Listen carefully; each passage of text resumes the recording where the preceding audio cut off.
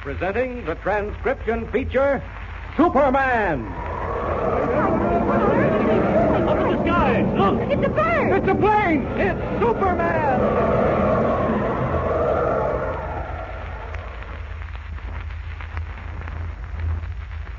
And now, Superman, valiant, courageous fighter for truth and justice, who has come from the planet Krypton with a physical structure never before attained by mortal man.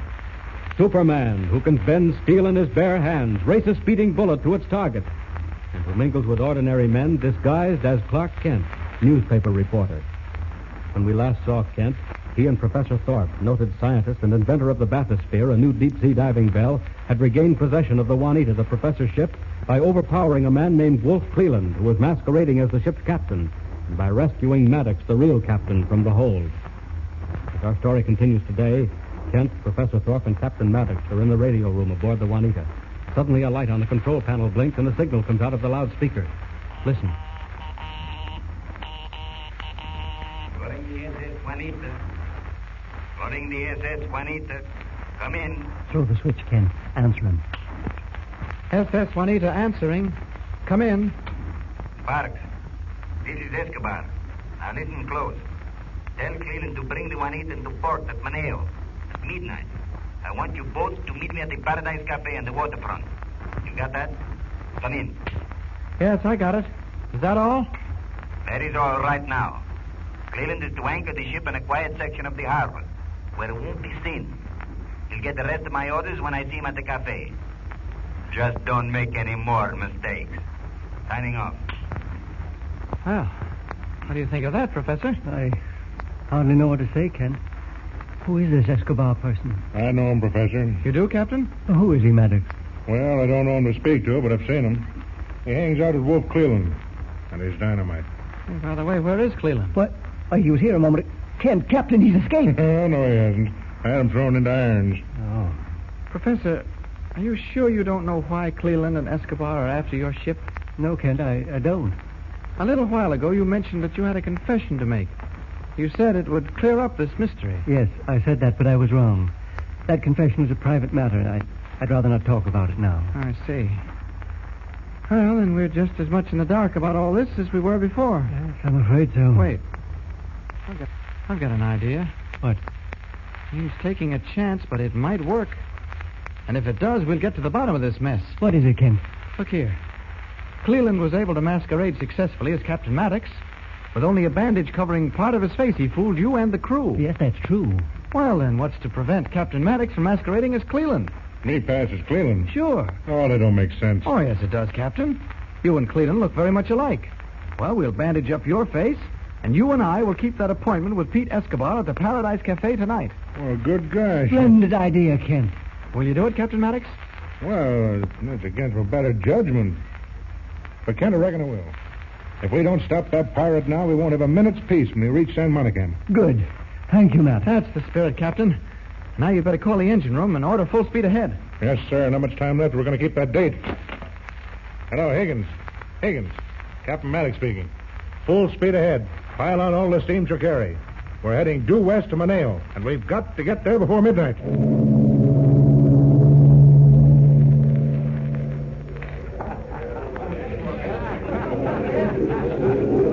Well, Kent, here we are. So this is the Paradise Cafe, huh? Certainly looks like a tough joint. Yeah.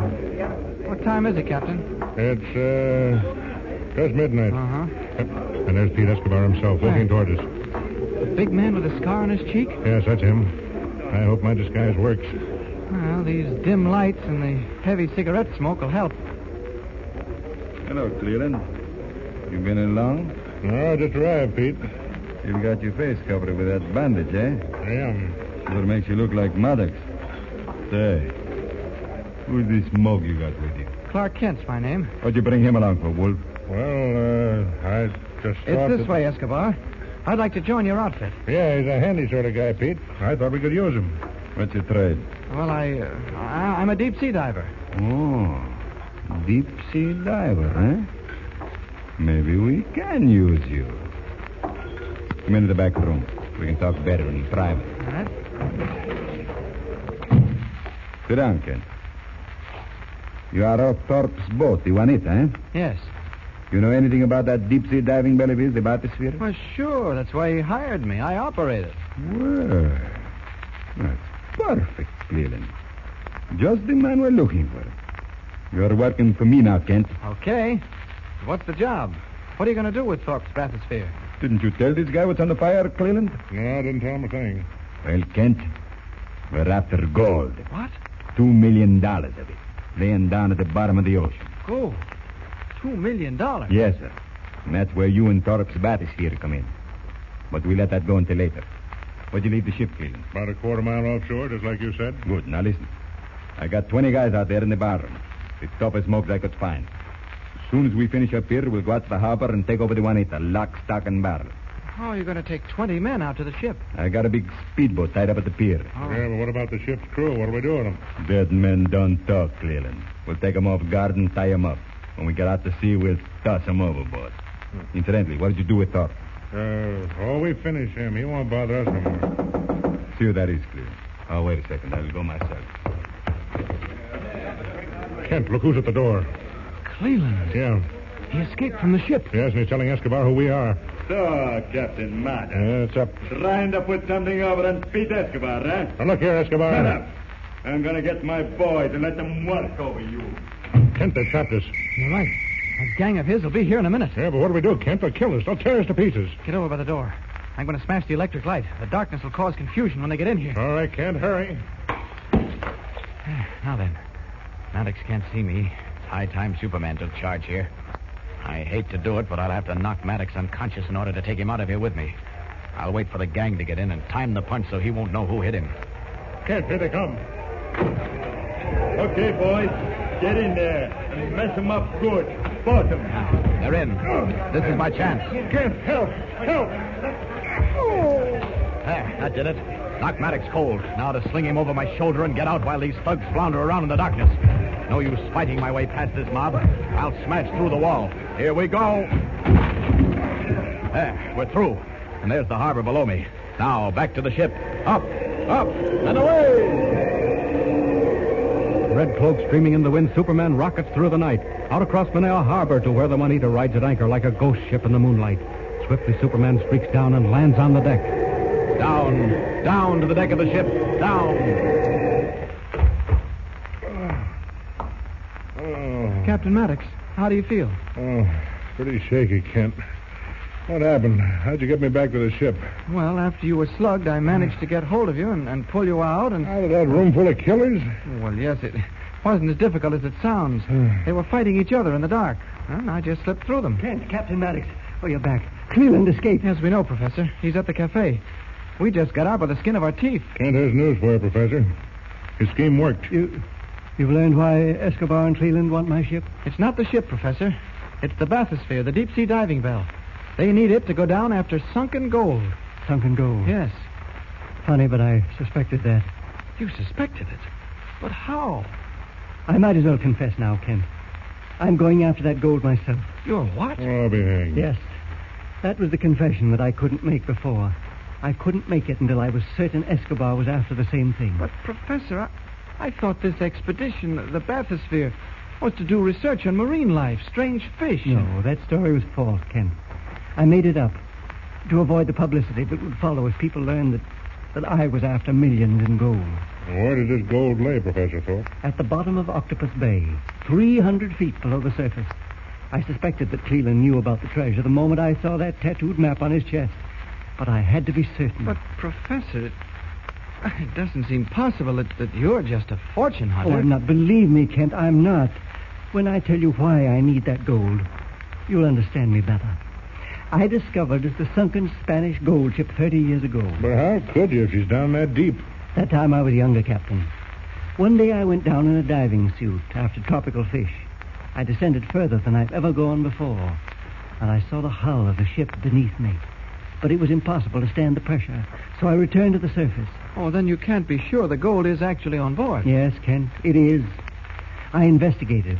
I read ancient manuscripts until I came across one that told of the sinking of the galleon La Quinta in Octopus Bay near the island of San Monicum during the year 1786.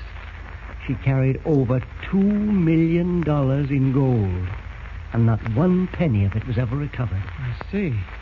But you said you had a reason for needing the gold. To build a laboratory, Kent.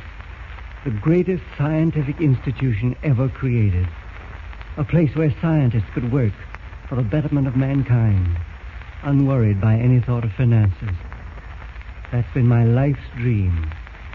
And with the gold from that treasure ship, I could make that dream come true.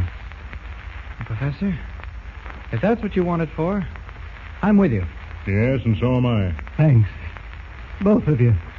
I knew I could depend on you. That sound, Kent, off in the darkness. What is it? Oh, sounds like a speedboat coming this way. It's a launch, Kent. See it? Off our port bow? A launch. Professor, it's Pete Escobar and his gang. What? They're coming to take over the ship. Hi, Juanita. Stand by for a boating party and don't try any funny business. That's Escobar, all right. What do we do? They're too close. We can't get away. I know it. Oh, we're lost. They'll kill every one of us. Kent! Kent! Sunken gold, a $2 million treasure at the bottom of Octopus Bay. Will Escobar and his thugs capture the Juanita and the precious bathysphere, the only diving bell able to descend to a depth of 300 feet? Don't forget to tune in next time and follow this exciting story of adventure on the high seas with Superman. And remember, tune in the next thrilling installment of the transcription feature, Superman. Up in the sky, look! It's a bird. It's a plane! It's Superman!